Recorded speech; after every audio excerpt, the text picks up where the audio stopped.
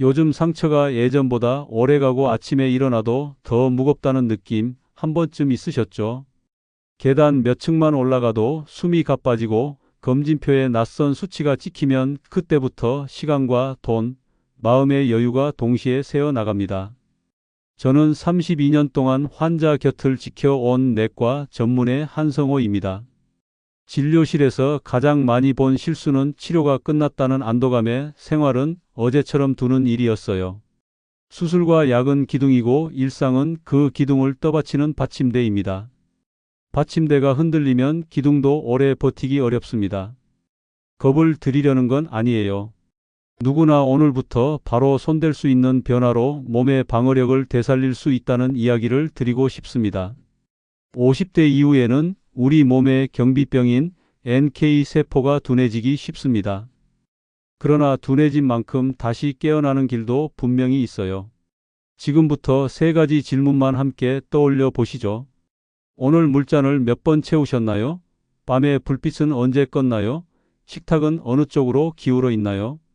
이 셋을 바로 세우면 아침의 무거움부터 달라집니다. 저도 젊을 때는 내 몸을 과신했지만 어느 날 정기검진 수치가 경고선을 넘으며 크게 깨달았습니다. 그래서 환자분들께 생활의 방향을 먼저 바로잡자고 권해왔습니다. 오늘 끝까지 들으시면 지금 내 몸을 위해 무엇부터 바꿀지가 또렷해질 거예요. 첫걸음은 식탁입니다. 많은 분이 간과하시지만 바로 여기서 흐름이 갈립니다. 힘이 빠질수록 고기를 더 얹어야 버틴다고 믿는 분이 많습니다. 단백질이 체력을 바친다는 말이 귀에 익어서 그렇죠. 항암 기간에 백혈구 수치를 위해 단백질을 신경 쓰는 경우도 분명 있습니다. 하지만 고기만 늘리면 장부터 지치고 염증이 높아지며 피로가 길어지기 쉬워요. 첫 번째 원칙은 균형입니다. 채소와 과일을 매일 다양하게 색깔을 바꾸며 드시는 게 바탕입니다. 사과와 당근, 브로콜리와 양배추, 토마토와 파프리카, 비트 같은 익숙한 재료들이 세포 손상을 막는 성분을 풍부하게 품고 있습니다. 반드시 7가지를 정해진 비율로 갈아 마실 필요는 없어요. 다만 한 끼에 한 가지라도 더 올리고 다음 끼니에 또 한 가지를 더하는 꾸준함이 중요합니다. 65살 최모 어르신은 수술 뒤 무기력에 눌려 고기 위주로 버티셨습니다. 저는 아침에 사과 반쪽과 양배추, 점심에 브로콜리와 두부, 저녁에 토마토나 파프리카를 더해 보자고 권했습니다.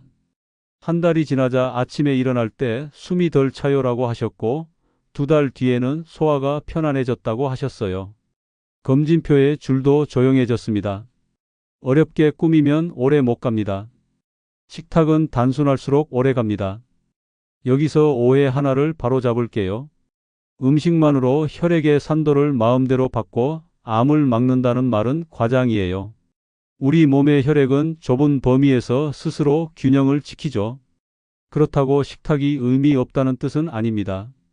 식단은 산도 자체가 아니라 대사와 염증, 혈당과 지방, 전해질 균형을 통해 몸의 환경을 바꿉니다. 그래서 밤늦은 달콤한 간식은 잠을 흔들고 다음 날의 컨디션을 무너뜨리기 쉽습니다. 달큰한 과일은 낮으로 옮기고 저녁은 채소국과 곡물로 가볍게 마무리하는 편이 안전해요. 고기와 채소를 대립으로 보지 말고 서로 보완하는 짝으로 보시면 좋습니다. 고기는 손바닥보다 조금 적게, 채소는 접시의 절반을 목표로 담으시면 무리가 없습니다. 간은 과하지 않게 하되 무염을 고집하다 어지러움을 부르는 실수는 피하셔야 합니다. 신장 질환이나 고칼륨 위험이 있는 분은 종류와 양을 의료진과 상의해 조정하시면 더 안전해요. 식탁의 균형이 잡히면 바탕이 마련됩니다.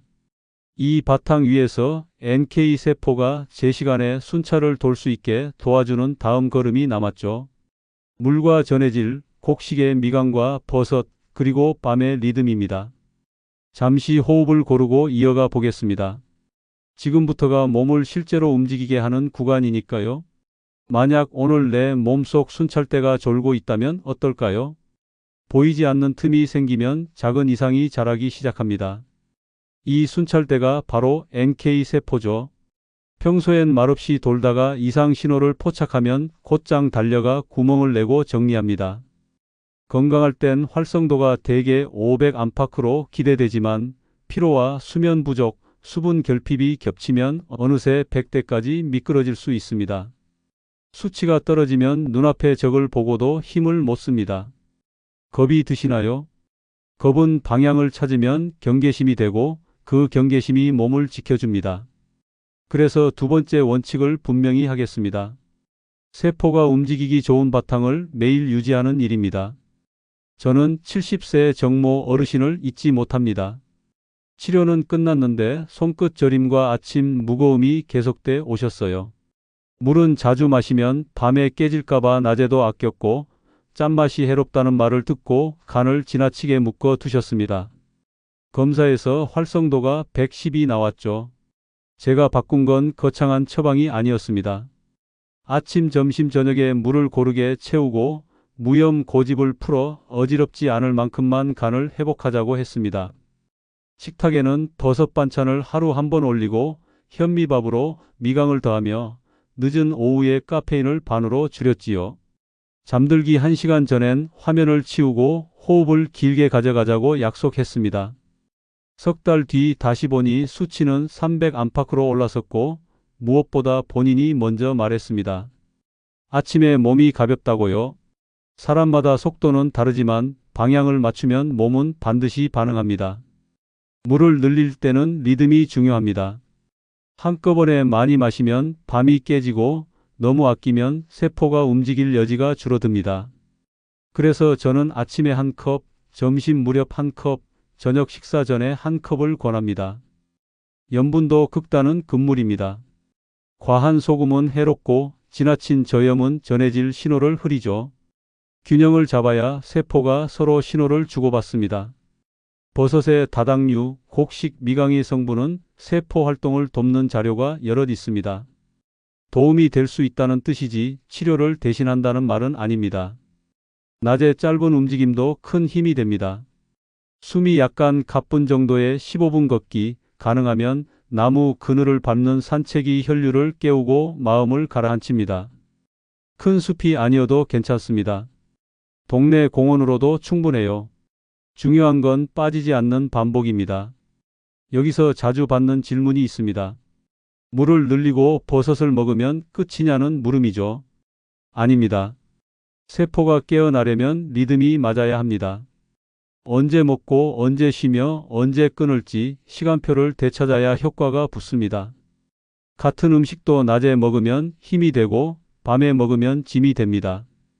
같은 심도 해가 떠 있을 때의 짧은 숨 고르기는 다음 일을 살리고 늦은 낮에 깊은 선잠은 밤을 흔듭니다.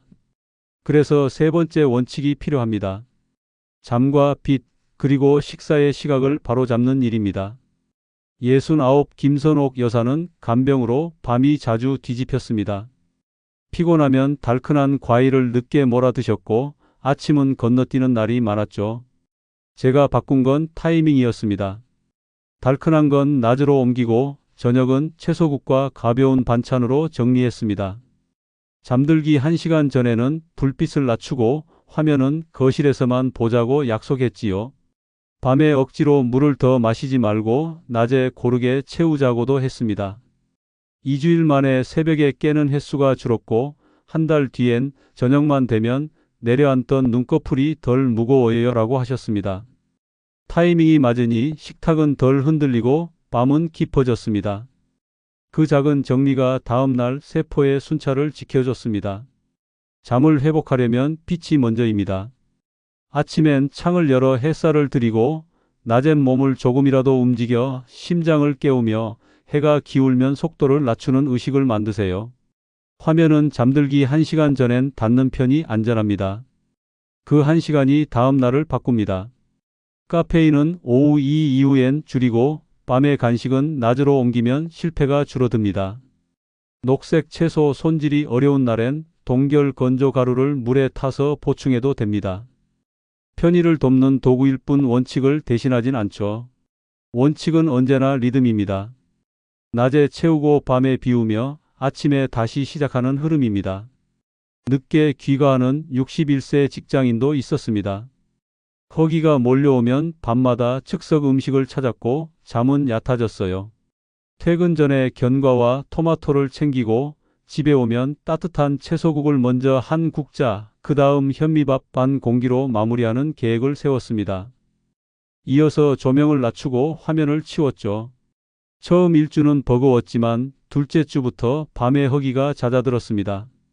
셋째 주에는 늦은 밤에도 잠이 도망가지 않네요 라고 하셨습니다. 조건을 탓하지 않고 시간표를 바꿨을 뿐인데 몸은 금방 알아들었습니다. 완벽한 하루는 드뭅니다. 모임이 끼거나 일정이 틀어지면 누구나 흔들립니다. 그래서 다음 날 아침에 리셋이 중요합니다. 창을 열고 깊은 들숨 3번, 물 한 컵으로 맥을 잡고 아침은 담백하게 시작하면 됩니다. 밤에 과식했다면 아침을 가볍게, 밤에 잠이 짧았다면 낮에 15분 걷기로 숨을 돌리면 되죠. 실패를 빨리 수습하는 습관이 긴 시간을 지켜줍니다. 몸은 이 리셋을 금방 배웁니다. 정리하겠습니다. 두 번째 원칙은 세포가 움직일 바탕을 매일 채우는 일이고, 세 번째 원칙은 그 바탕 위에 시간표를 올려 리듬을 되찾는 일입니다. 물과 전해질, 버섯과 미강, 낮의 짧은 움직임과 밤의 조용한 어둠이 서로 맞물리면 몸은 스스로 정비를 시작합니다. 숫자가 당장 튀어오르지 않아도 낙심하지 마세요. 먼저 오는 신호는 따로 있습니다. 아침에 무거움이 조금 가벼워지고, 낮에 숨이 길어지고, 밤에 뒤척임이 줄어드는 변화죠. 이 신호가 쌓이면 어느 순간 검사표에 줄이 조용해지는 날을 만나게 됩니다. 이제 다음으로 넘어가겠습니다. 이 원칙을 어겼을 때 어떤 손실이 생기는지, 그리고 그 손실을 어떻게 미리 끊을지 논리로 묶어 드리겠습니다. 지금까지 잘 따라오셨습니다. 이어서 더 깊이 들어가 보겠습니다. 한 번만 느슨해지면 어디서부터 금이 가는지 먼저 짚어 보겠습니다. 밤이 뒤집히고 물잔이 비어 있으며 식탁이 기름 쪽으로 기울기 시작하면 몸은 가장 먼저 피로로 신호를 보냅니다. 피로가 길어지면 염증이 오르고, 염증이 높아지면 면역세포가 적과 아군을 헷갈리기 쉽죠. 그 틈에 NK세포의 활성은 미끄러지고 작은 이상은 눈덩이처럼 불어납니다. 치료가 끝났으니 괜찮겠지 하고 서둘러 안심했다가 1년 남짓 뒤에 경계 소견을 듣는 분을 저는 자주 만나왔습니다. 이때 드는 비용은 수백만 원을 훌쩍 넘기고 손발 저림이나 극심한 피로가 길게 남기도 하죠. 활동량이 줄면 낙상 위험이 커지고 골절이라도 생기면 요양에 드는 시간과 돈은 더 커집니다.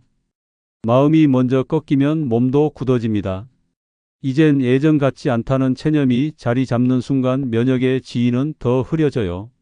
여기에 오해가 덧붙으면 손실은 커집니다.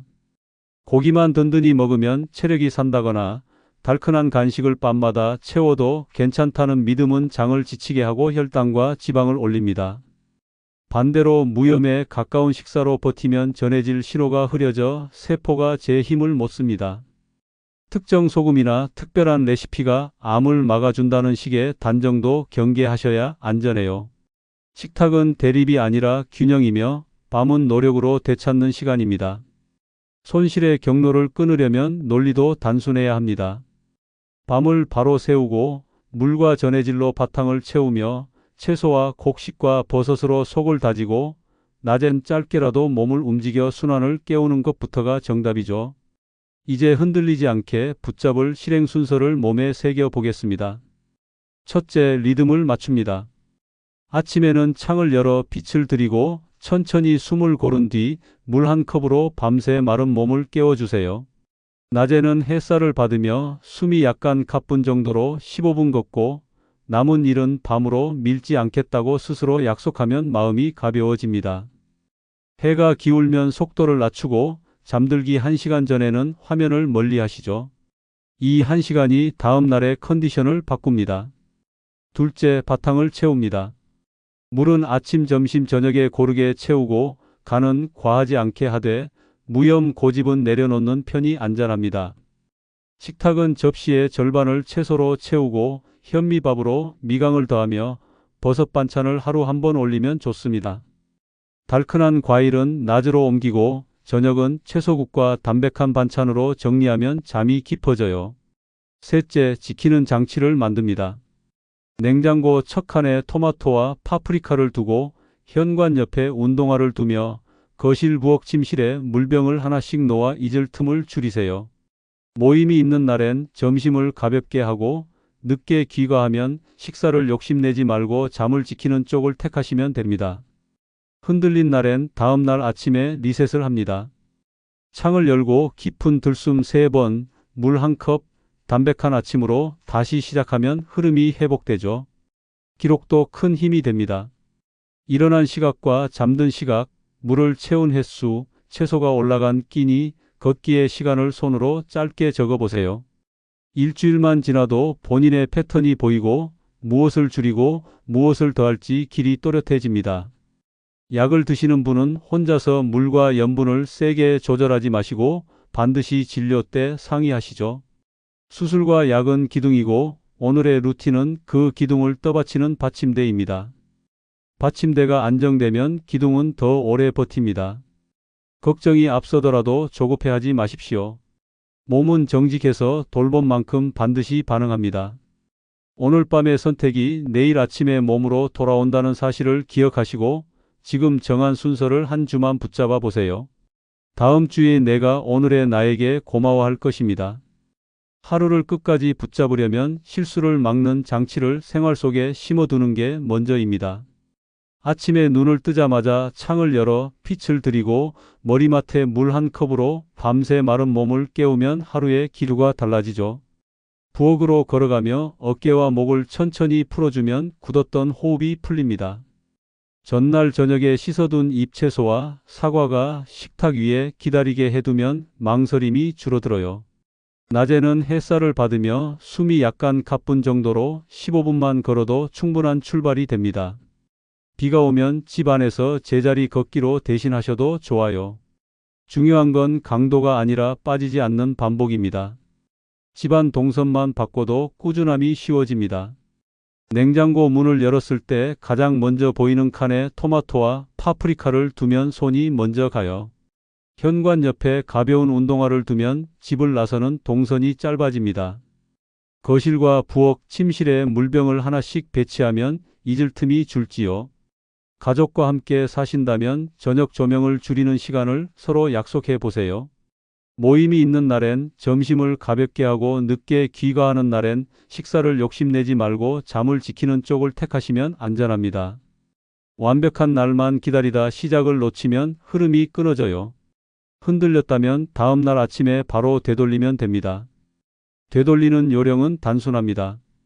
창을 열고 깊은 들숨을 서너 번, 물 1컵으로 맥을 잡고 담백한 아침으로 다시 출발하시면 충분합니다.